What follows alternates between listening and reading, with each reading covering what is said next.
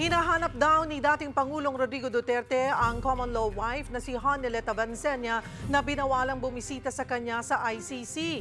Ipinaubaya naman ni VP Sara Duterte sa Konseho ng Davao City ang desisyon kung idideklarang persona non grata ang komedyanteng si Vice Ganda na nagpasaring sa kanyang ama. Magbabalita si Bril Montalvo. He was looking for my mother for so many times and I had to explain to him the situation and he understood, of course. Ganyan daw ang eksena nung bumisita si Kitty Duterte sa amang si dating Pangulong Rodrigo Duterte na 150 araw nang nakadetain sa ICC detention facility. Matatanda ang pinagbawalan ang ina ni Kitty na si Hanelet Avancenia na makabisita sa dating Pangulo, pero ang mas kinababahala raw ng bunsong anak ni Digong ay ang bumabagsak umanong itsura ng ama.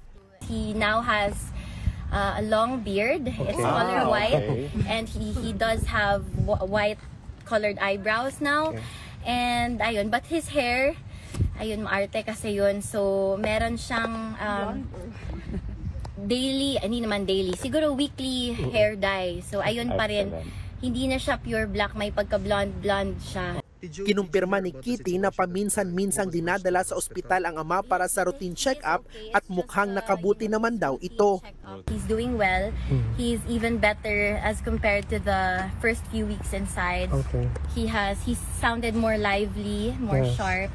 Si Vice President Sara Duterte naman ayaw nang magkomento tungkol sa kaso ng ama. Ipauubaya na raw niya ito sa legal counsel ni Digong na si Attorney Nicholas Kaufman. Pero pumalag si VP Sara sa mga pumupuna na palagi niya raw pag-absent.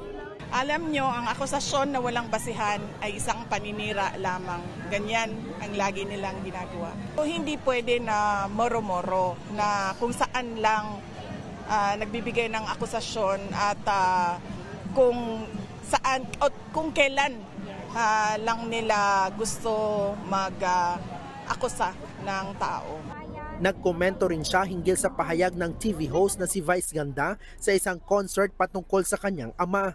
Pati na sa planong ideklarang persona non grata sa Davao City ang komedyante.